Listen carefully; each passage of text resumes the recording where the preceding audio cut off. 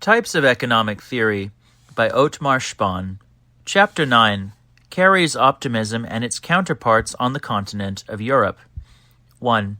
Carey's Teachings. North America's main contribution to economics is to be found in the system of Henry Charles Carey. Carey, 1793 to 1879, was the son of an Irish immigrant, Matthew Carey, who in his transatlantic home attained note as a publisher. H.C. Carey's chief works were The Principles of Political Economy, 3 volumes, 1837 to 1840. When he penned this, he was still a free trader, and Principles of Social Science, 3 volumes, 1858 to 1859. His doctrine was permeated with the notion of harmony and the feeling of optimism. The authorized German translation of the social science bears as motto Kepler's dictum, "The world edifice is a harmonious whole." Carey, like Liszt, regards national wealth as consisting of the sum of all utilities, contrasted with the sum of all exchange values. Utility is man's power over nature. Value is nature's power over man, that is to say, the measure of the resistance to be overcome in obtaining things required for use. Value is, therefore, tantamount to the cost of reproduction. Man's power over nature is continually increasing. Nature's resistance is decreasing. Hence, while wealth increases, values fall. Land has no special position among the means of production, for land, economically considered, is only a tool fashioned by human hands. Just as a steam engine is made out of iron by labor, so the soil is transmuted into a means of production, is made cultivable. Since from this standpoint land is seen to be no more than one artificially made instrument among many, land ownership is merely the ownership of capital, is only the possession of a particular kind of labor stored up in the soil. Land rent, therefore, is not, as Ricardo declared, a plum falling from heaven into the landowner's mouth, but interest on capital.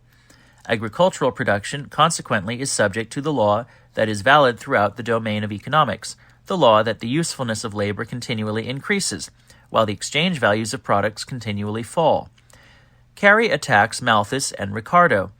It is not true, he declares, that owing to the increase of population, man is forced to bring under cultivation land of steadily worsening quality, so that new and ever new land rents are originated. Observation of the actual process of cultivation proves the opposite. The first land to be tilled is not the best, but the worst. Just as in the case of the other means of production, men began with the use of the most inadequate. The stone axe was made long before the iron one. To begin with, people cultivate land at a considerable altitude, land that is dry and that has a light soil, the lower slopes of the mountains from which the water runs off of itself. Not until later do they see what they can make of the low-lying and marshy, though more fertile regions prone to inundation, and afflicted with an unhealthy climate.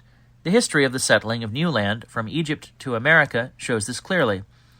Thus, Carey finds it possible to escape from the pessimism inherent in the earlier view of the evolution of the individualist economic order and to substantiate an optimistic outlook. The trend of development, he thinks, is towards an increasingly favorable distribution of the aggregate product. Since, as previously explained, the power of man over nature is growing, the importance of the labor factor must increase. He arrives at the following law of distribution. In course of time, the interest of capital and the rent of land must fall lower and lower, while the part of the net product that accrues to labor will continually increase.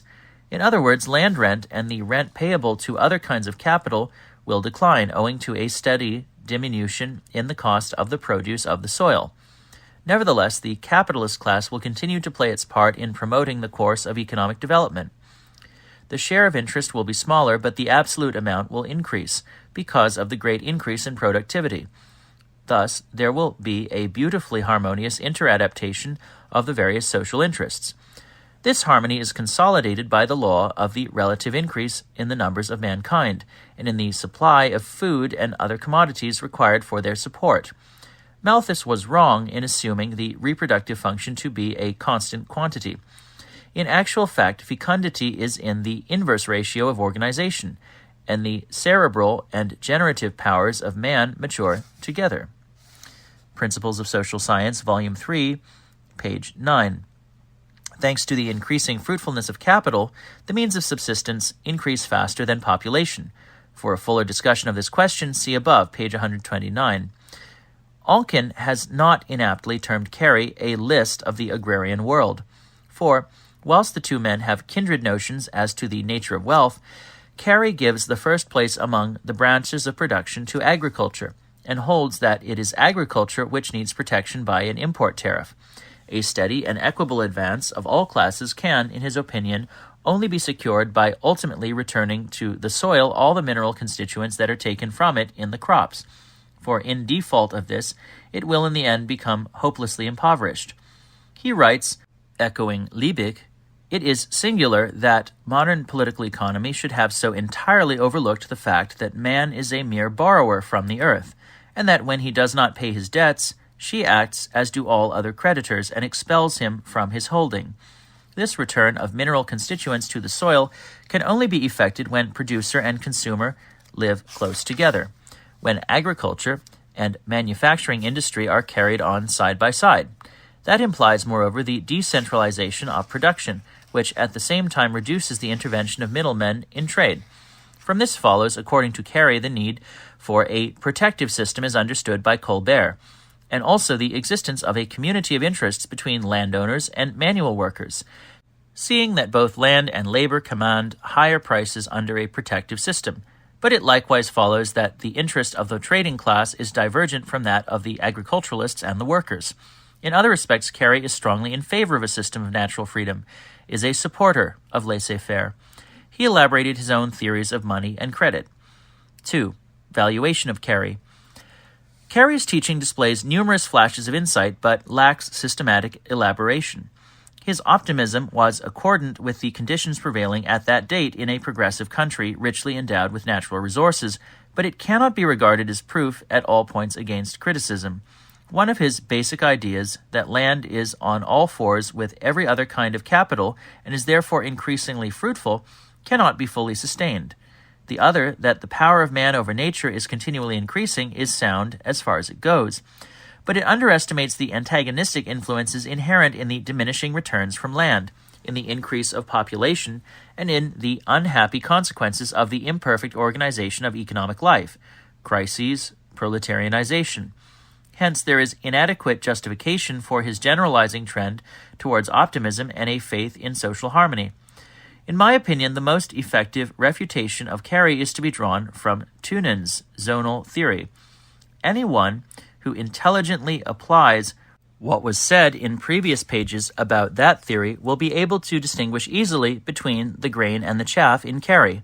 That Carey should think of the relative utility of economic systems rather than of equable intensification speaks volumes. As to details, the following remarks may be made. Since all economic goods are but transformed natural materials, it is doubtless time that this applies as regards the land, no less than elsewhere. Carey insists on the point, following Liebig.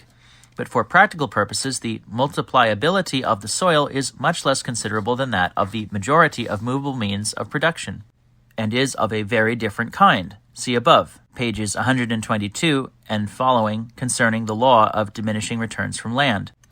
Inasmuch as concurrently with the increase of population, it often becomes necessary to have recourse to more costly methods of agricultural production, whether because less fertile land has to be brought under cultivation or because additional capital has to be less fruitfully utilized on land already cultivated, land occupies a peculiar position as compared with mobile capital.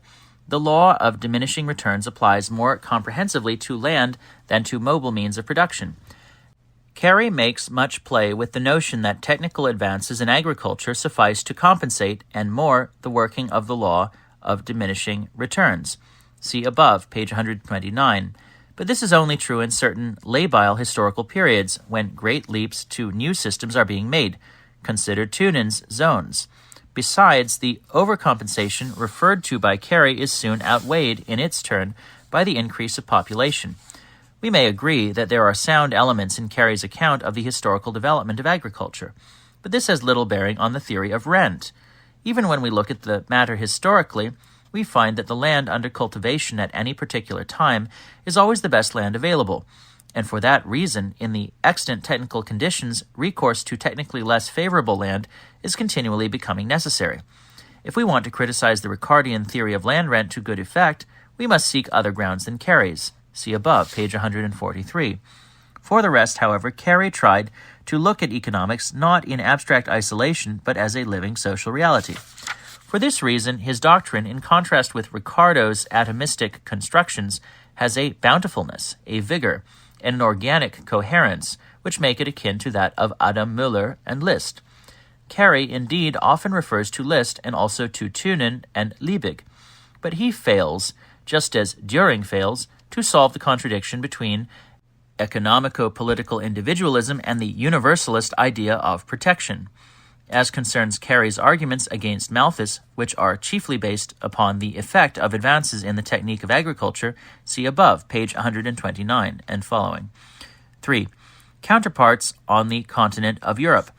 Carey's doctrine was adopted in Germany, with important modifications, especially in the matter of practical application to social reform, by Eugen Düring, 1833 to 1921, an unattached scientist who, one-sided though he was, attained considerable note as mathematician, physicist, philosopher, and political economist.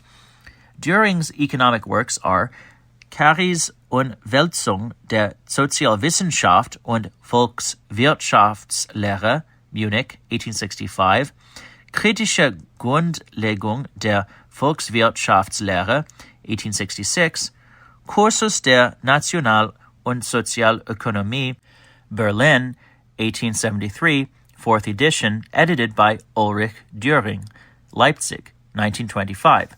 Düring must be thanked for certain important services. He was the first to appreciate Liszt duly, and was also first in the field as critic of Marxism.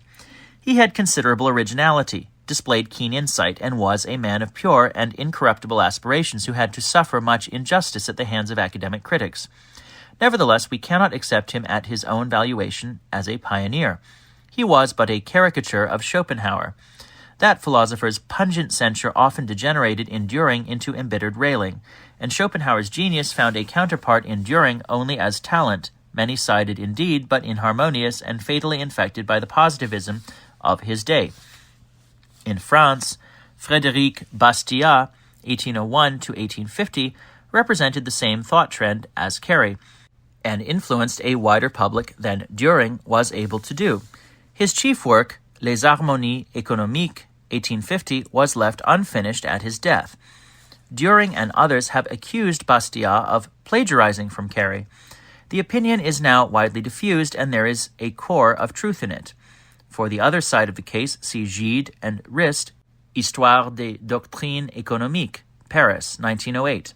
Bastiat's teaching, eloquently phrased, exerted much political influence in Germany as well as France. In Germany, where in the meanwhile protectionism had become dominant, it gave impetus to the free trade reaction. Under the leadership of Prince Smith, the German translator of Bastiat, O. Michaelis, J. Fauché, Léon Fauché, Michel Chevalier, and others, there originated from 1846 onwards, in France and Germany, a powerful free trade party which had some striking successes in the campaign against protection, the Franco-British Commercial Treaty of 1860. There were some other economists who followed in the footsteps of Bastiat and Carey, but held aloof from the Free Trade Party. Max Wirth, 1822 to 1900, was one of these. To the same trend as that which found expression in the German Romanticist movement belonged two famous Englishmen, Thomas Carlyle and John Ruskin. Carlyle, 1795 to 1881, Sartor Resartus, 1835, etc., was, as a social reformer, a vigorous opponent of the individualism of the British school.